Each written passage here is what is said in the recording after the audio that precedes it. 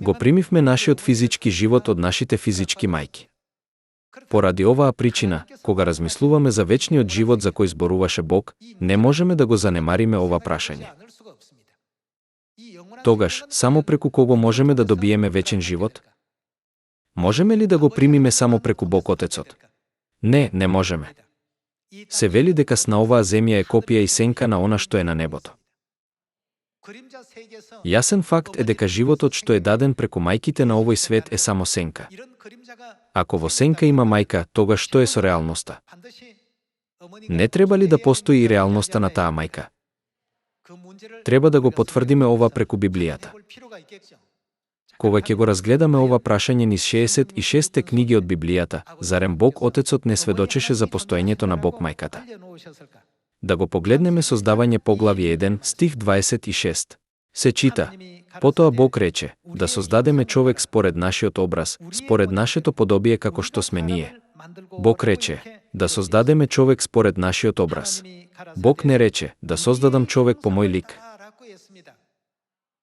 Туку да создадеме човек според нашиот образ. После тоа, што рече тој? Според нашето подобие. После тоа, што рече тој? Значи, Бог го создал човештвото по свој лик. Јасно е дека Богот што го создал човештвото се изразил како ние и рекол да создадеме човек според нашиот образ. Тогаш, не значи ли ова дека боговите творци, кои се изразиле како ние, мора да постојат? Дури и да ја погледнеме само оваа една библиска сцена, зар не би било сосема јасно дека човештвото не е создадено само од Бог Отецот? Да продолжиме со стих 27. И Бог го создаде човекот според образот свој, според образот Божи го создаде, машко и женско ги создаде.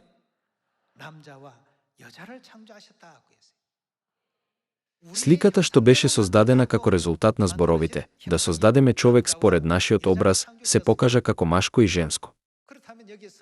Кога се вели, да создадеме човек според нашиот образ, не е ли лесно за секого да разбере дека Бог е множина? Според тоа, кои се двете слики на Бога? Според Божиот лик, нели мажот и жената се создадени по Божиот лик? Сушност, како целото човештво го нарекува машкиот лик на Бога. Ние го нарекуваме Бог Отецот. Тогаш, како треба целото човештво да го нарече женскиот лик на Бога? Секако, тоа е Бог мајката. Бог го создал секој систем на оваа земја според неговата волја и според неговиот план. Тој го направи ова за да можеме да ги разбереме системите на небото.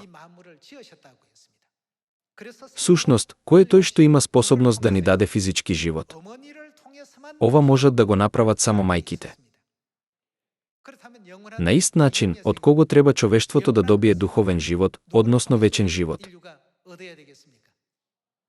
Мора да биде преку Бог мајката. Да ја отвориме ли 4-та поглавје од посланието до Галатите? Во стих 26 се вели: А горниот Ерусалим е слободен. Горе значи на небото. Тој е мајка на сите нас.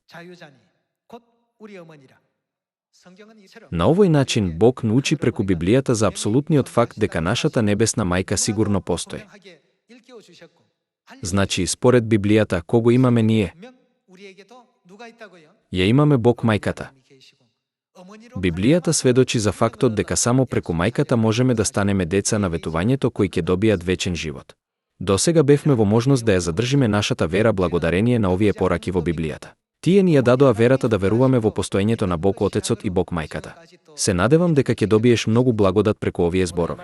Да ја завршам денешната проповед. Ви благодарам многу.